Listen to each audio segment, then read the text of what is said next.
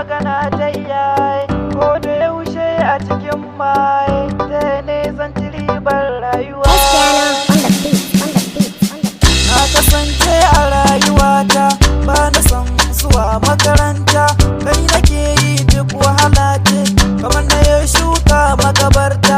Basana sai sace-sace na bujirewa duk mahukunta, ta ko'ina ne ana nuna ni a hakan ba na yin damuwa.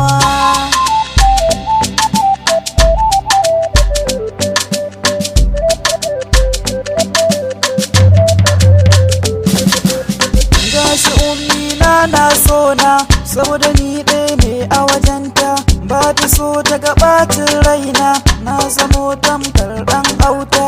Tana yi min dukkanin gata, tana yi min komai na bukata, dare da rana tana faɗa min duniyar kar da na biyewa.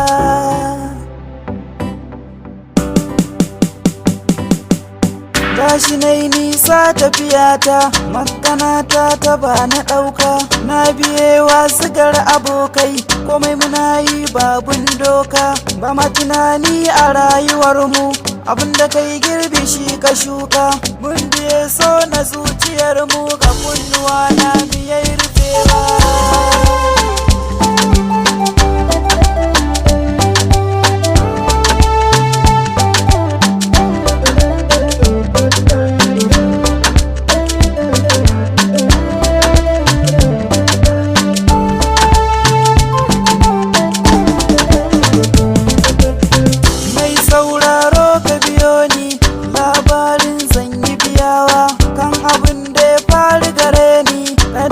Ce ba ni gujewa na rashin bin mahaifiyata, gashi yanzu ina kokawa sanadiyar abokanan banza tarkonsu na yau fadawa.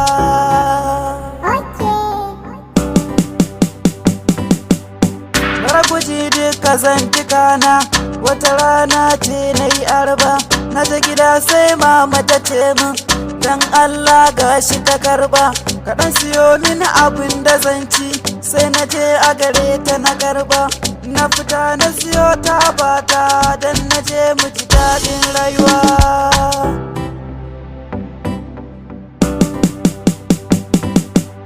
Bata da kowa sai ni da abba, mu kadai ne talla a wajenta.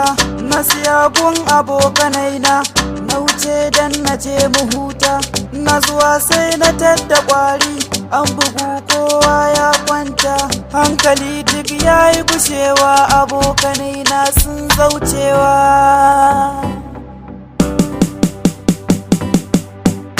Ashe kaddara ta bawa dole ne sai ya riske ta, dan zuwan nan da na yi gurin nan sai da idona ya raina fata. Ku dakata ku yi jira masoya, kabin na ta zan karanta akan abin da ya faru gare ni, ai same guban boyewa.